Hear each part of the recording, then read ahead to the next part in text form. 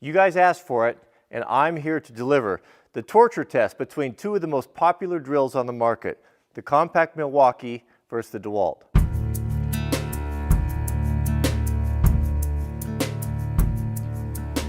I've received hundreds of comments in the previous videos testing some of the cheaper tools on Amazon, but a lot of the comments that came in said, you know, we're not really interested in that. We want to see the tools that we're actually going to buy. Most people are not going to buy those low-end tools, and I get that. Probably, I think most people are going to agree, for the consumer, the prosumer, the Milwaukee tools, the DeWALT tools, the Makita tools they're all really nice. It's really, really good stuff. They have a great track record, and these right here are probably going to be two of the big contenders. Now, these are going to be in the entry level of the lithium batteries. So these are considered to be compact. They're smaller drills. They are traditional brushed motors. They're not the brushless motors, but they come in at a pretty good price point that's good for most guys, and both of them are just excellent tools. I've used them around here, just kind of playing around a bit before we did this test. Now, the DeWALT is going to come in at about $99, and that gives you one battery and a charger. The Milwaukee, on the other hand, is a little bit more expensive. It was, I think, an extra $46. It's roughly just under $150. So my question is there a $150 difference between the Milwaukee and the DeWALT? So let's take a look at the features really quickly, and then we'll get into the torture test, and we'll find out which one smokes and possibly catches on fire first. Let's take a quick look at these in stunning 4K. Man, it takes up a lot of hard drive space, but it looks really great. Okay, we'll start with the Milwaukee. So just looking at these, and I'm not a super tool expert, but I am a user and I've used them all my life. And just from what I can see right here is that just little details in the Milwaukee that are kind of nice, but that's kind of to be expected, I guess, because it's $50 more. We got looks like a metal chuck and maybe a plastic one here. Little things I noticed that, you know, Milwaukee, if you're going to pay $150 for a drill, is it too much to ask to put a little stainless tool belt clip on there? I have that on my Makita, and I like that because I can hang it on my belt and get to it when I'm doing stuff. But there is no clip. I don't know if it didn't get included or what the deal is. It's not in the case, but you can see right there where it looks like it goes, there's a nice brass insert, where on the DeWALT, I'm assuming this is for a clip here. It looks like it's ambidextrous. It goes both sides, but no insert. It just screws into the plastic. One thing I really like about the Milwaukee is it's more compact. Look at that. It's a lot. I mean, there's must be a little over an inch and a quarter maybe, shorter. That's really nice for tight, confined areas. Both of them feel really good. Ergonomically, the forward reverse is easier. I don't know. I mean, we're really splitting hairs right there. They're not that bad. Both of them have clutch chucks. We're going to go up to 16. Both of them go to 16. Low speed, high speed, a little bit shorter throw on this one. But overall, they look pretty nice. I'd have to, I guess, tip my cap to the Milwaukee. It feels better. It feels a little bit more solid. I like it better. Like if I just to grab them, you know, which one like gives me the warm and fuzzy. I do prefer the Milwaukee, but I don't dislike the DeWALT. They both seem to be pretty good. Now here are the chargers. Both the cords are exactly the same length. The DeWALT charger is quite a bit smaller. The Milwaukee charger looks like it's got an extra port there for, I think these are like maybe for some of the little smaller drivers. You could use it for two different types of batteries, which is nice. And also it turns green when it's charged. I like that better with the red. The DeWALT, I think it flashes when it's charging and it's a solid red. Not a big deal, but pretty standard there. Nothing too exciting about that. I do like, if I can have a smaller charger, I'd certainly prefer that.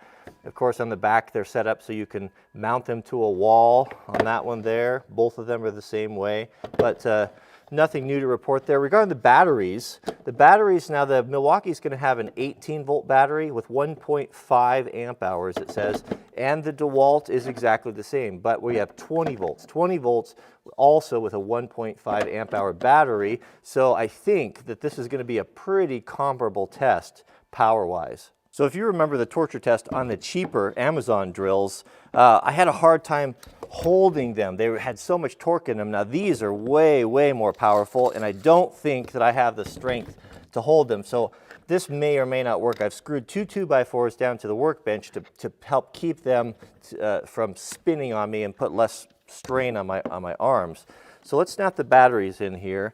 One thing I noticed when I was playing with these is just the sound of it. You know, you can just, using all your senses, you can just hear the difference sometimes in these drills. Listen to the Milwaukee. Let's tighten that up so we get the rattle. Nice. It just has, Milwaukee has a more of a precise sound. The gears sound better. It doesn't have quite such a clunk when it comes to the stop. All right, so here's what we're going to do. I've got a broken 3/32 snap-on punch that's got 5-sided right there, and that's what we're going to use to connect the two drills because it won't slip on us in the chuck. So I'll chuck this up here. This is a tough old piece of steel here. That's not likely these drills are going to be able to break that. So we'll, oh goodness, those are powerful, powerful drills. Let's get this on here. Tighten these guys up, tight as I can get them. Now they should fit. The Milwaukee's, there we go, should fit nice and tight in there. So last time on the cheap drills, so much smoke came out of them that they almost poisoned me. So I'm gonna put a respirator on this time because I don't want to breathe that toxic Chinese smoke.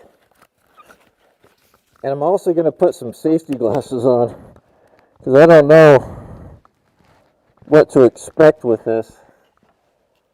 I see no downside to the safety glasses. All right, let's see what happens. All right, here we go. Whoops. Sorry guys, got to take it off the clutch. We'll go full drill mode. Okay, here we go. 3, 2, 1, go. Okay, they got a cutoff switch. I'll just keep bypassing it here.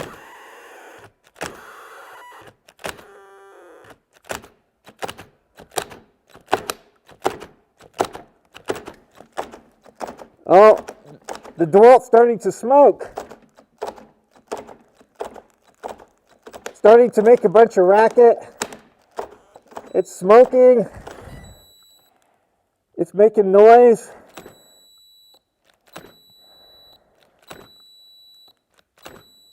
All right, let's switch over to the top number 1 gear, see what happens. Oh man, they don't like that. They both cut out. Let's go back to number 2 gear. Oh, they seem to be. There we go. I'm getting a lot of flex in the body of the DeWALT. The DeWALT's making noise.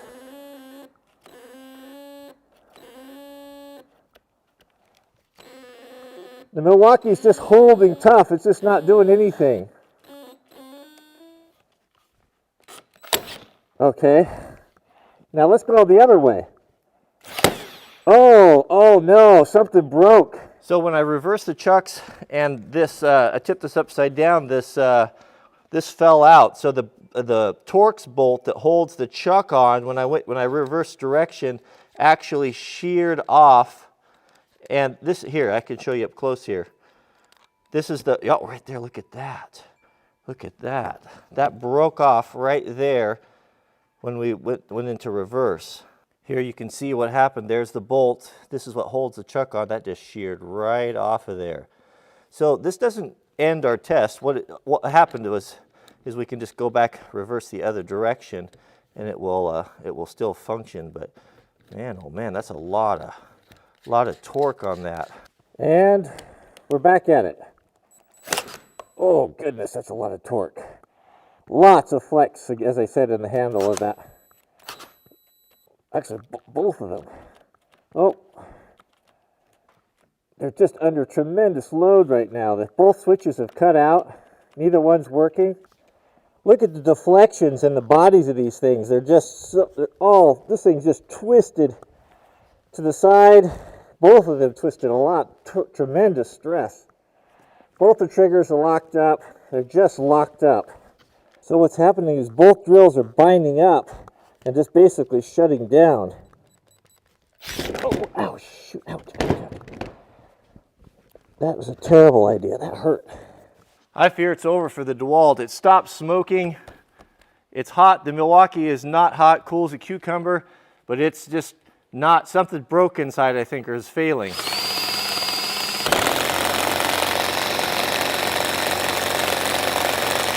Oh, change directions, see what happens. We'll go to high speed. The clutch, or the chuck came loose. This is not going well here.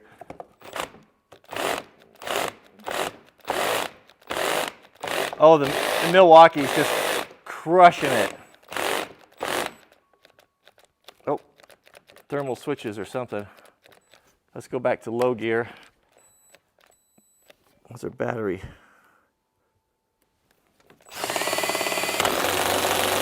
Oh man, the DeWALT is just not liking this at all. Something's failing. We'll change directions again. Clutch keeps coming loose. I got to keep manually putting it back on. Oh, that's doing damage. That's doing. Oh, what's going on here? What's going on? Oh, I think that's it. There's not even any smoke left coming out of it. Okay, so the batteries are definitely both flat. One thing that the Milwaukee has is it's got a tester on there. It tells you the level of the battery. So, but I think it's safe to say, I'll put them back on the charger, that the Milwaukee just ate the DeWalt's lunch. There was just no comparison in just the amount of flex in the body. It never got hot. It's still not hot. It's not even warm. The DeWALT is hot. Made lots of noise.